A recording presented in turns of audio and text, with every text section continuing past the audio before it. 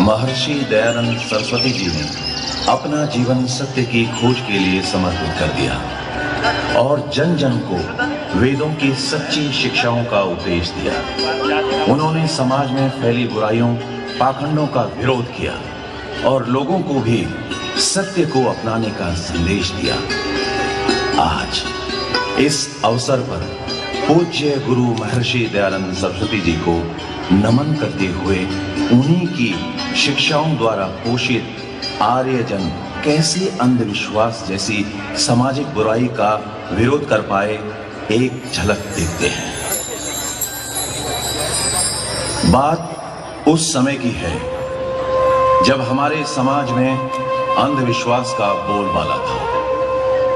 अंधविश्वास का विरोध करना आज भले ही बड़ी साधारण सी बात हो, लेकिन उस समय की सामाजिक व्यवस्था के संदर्भ में उसे समझना और उसे प्रयोग में लाना बेहद ही कठिन है।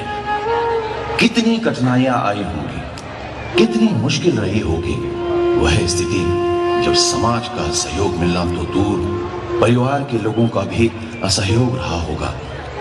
आइए इस नाटिका में देखते हैं कि उस समय कैसे अंधविश्वास और पाखंड जैसी बुराइयों का विरोध हुआ और क्या परिणाम रहा उनका विरोध करने के दृढ़ संकल्प का।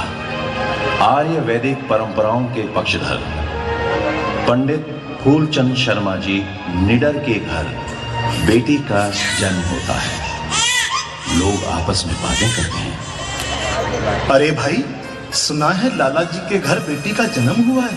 हाँ भाई, सुना तो मैंने भी है, पर उनकी क्या बात करते हो, उनकी तो सोच ही अलग है। अरे भाई, आर्य समाजी है ना, ऐसी बातें करते हैं जो हमारे पल्ले ही नहीं पड़ती। अरे भाई ठीक बात कह रहा भाई। अरे भाई कैसा तो, हाँ बिल्कुल।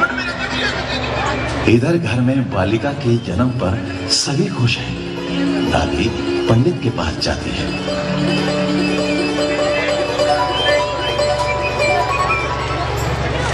आओ यजमान आओ, कैसी हैं आप? आज कैसे आना हुआ? अरे राम राम पंडित जी, आई क्या, बस वो पोती हुई है, जरा उसकी जन्म पत्री तो बना दो। जरा ध्यान से बनाना पंडित जी। अरे यजमान, कैसी बातें कर रही हो? बस थोड़ी देर बैठो, मैं भी बना देता हूँ। पंडित जी बड़े ध्यान से उंगली देखते हैं और बताते हैं। यजमान, बड़ी भाग्यशाली है ये बच्ची, बड़ी लंबी उम्र है इसकी, रोहिणी नक्षत्र में जन्म हुआ है। अच्छा पंडित जी, नाम क्या रखूं इसका? अरे नाम का क्या है, बस आशय रख दो, जैसे अनारो, और कोई नाम मत रखना। ठीक है पंडित जी, यही नाम रखूंगी इस बच्ची का। ये लो दक्षिणा।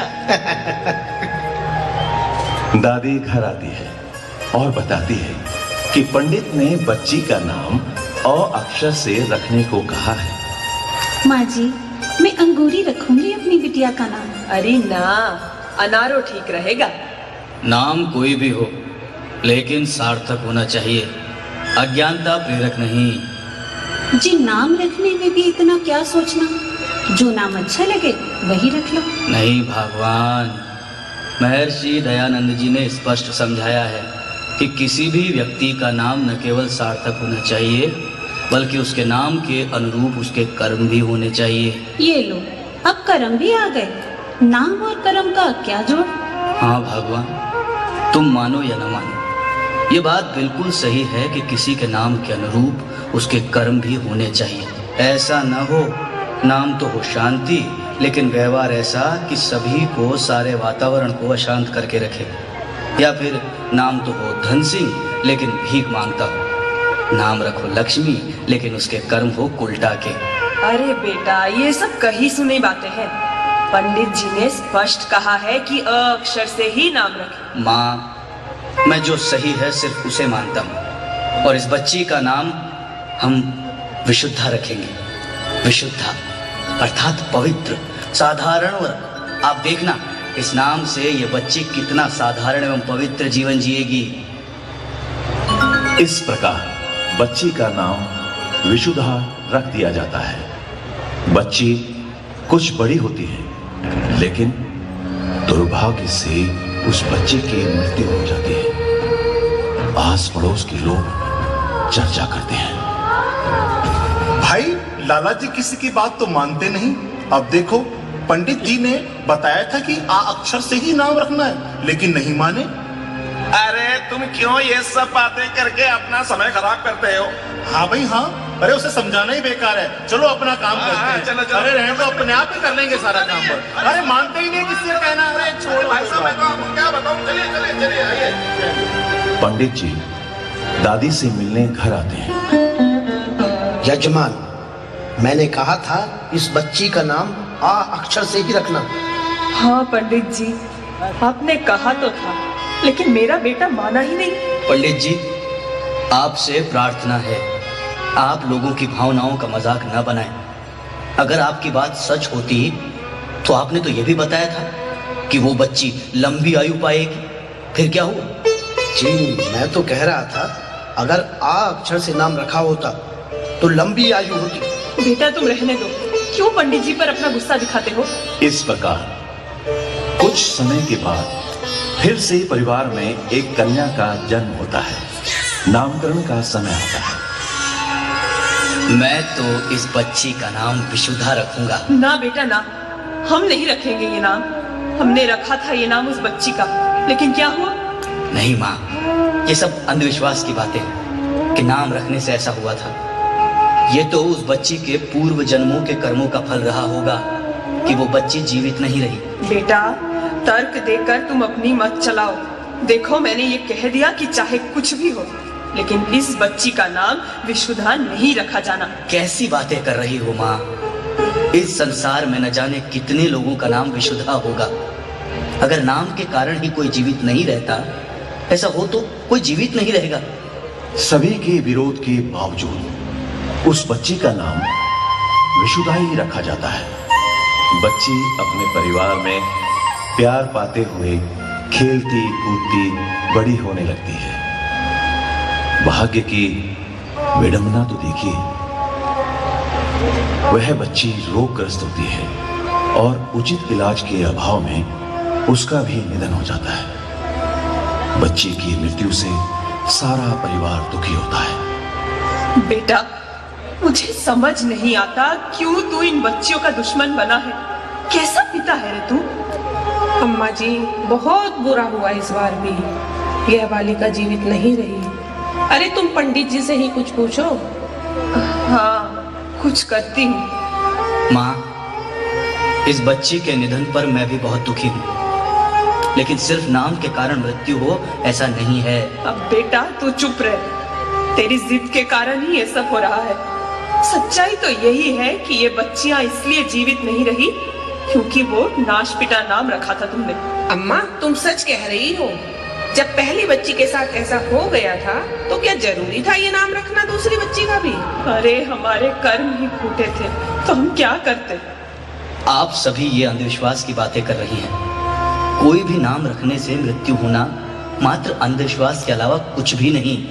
और इस प्रकार चारों ओर उस व्यक्ति का विरोध हो रहा था। असहयोग की भावना थी, लेकिन उसके मन में वही संकल्प, चाहे कुछ भी हो। लेकिन इन लोगों की आंखों से अंधविश्वास का पर्दा तो उतारूंगा ही। महर्षि दयानंद सरस्वती जी के मंतव्य को सही मानता हूँ। बस भगवान, एक बार मेरे परिवार में एक बिटिया का फिर से जन्म हो तो उसका नाम भी मैं विशुद्धा रखूंगा। हे परमात्मा, बस मेरी इतनी सी ये प्रार्थना सुन लेना। कहा जाता है वो परम और उस पिता की प्रार्थना सुनी। एक बार फिर कन्या का जन्म होता है। बच्ची के जन्म पर पिता सबसे ज्यादा खुश होते हैं, जैसे उसे कोई खजाना मिल गया हो। मेरी विशुद्धा आ गई। चुप रह बेटा, मत ले ये मनहूस नाम। माताजी ठीक कह रही हैं। हम अपनी 2 बेटियों को तो खो चुके हैं, इस बार आपसे निवेदन है कि कोई और नाम रख लें। तुम इस प्रकार झगड़ रहे हो, इसका मतलब तो यही है कि तुम्हें भी यही अंधविश्वास है। अरे गांव वाले तो अज्ञानी लोग हैं, लेकिन तुम लोग ज्ञानवान होकर भी अज्ञानी बन रहे हो। लेकिन अब तो कुछ भी हो, नाम तो विशुद्धा ही रखा जाएगा। माँ जी, आप ही इन्हें समझाइए ना। अरे तुझे क्या इस माँ के आंसू भी नहीं दिखाई देते? इस बच्ची का नाम तो क्या, मैं तो कहूँ कि आने वाली 7 पीढ़ियों को भी इस नाम से तौबा कर लेनी चाहिए। माँ, जन्म मृत्यु ये किसी इंसान के हाथ में नहीं है, और ना ही कोई नाम विशेष इसका कारण बन सकता है। अरे ये तो सब परमात्मा के विधि विधान और हमारे पूर्व जन्मों के संकलित कर्मों का फल है। अरे बेटा, तुम बहस करके हमें मत समझाओ। हे परमात्मा, तुम ही कुछ करो।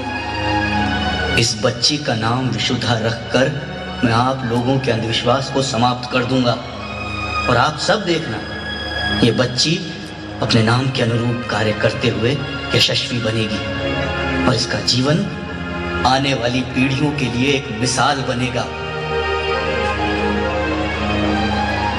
इस प्रकार तमाम विरोधों के बाद भी दृढ़ संकल्पी पंडित फूलचंद शर्मा जी निडर ने उस बालिका का नाम विशुद्धा ही रखा। आप सभी से इस मंच पर यह प्रश्न रखना चाहते हैं कि आप अगर इस महान पिता की जगह होते तो क्या करते? क्या पहली बेटी की मृत्यु के बाद और फिर तीसरी बेटी का यह नाम? कितना मुश्किल रहा होगा यह निर्णय करना उस पिता के लिए। बेशक मुश्किल हो, लेकिन आर्यजन तो होने ही ऐसे चाहिए जो सही बात को सही और गलत बात को गलत कहने का साहस कर सके, और सही सिद्धांतों की स्थापना करने के लिए अपने आप को आहूत कर सके।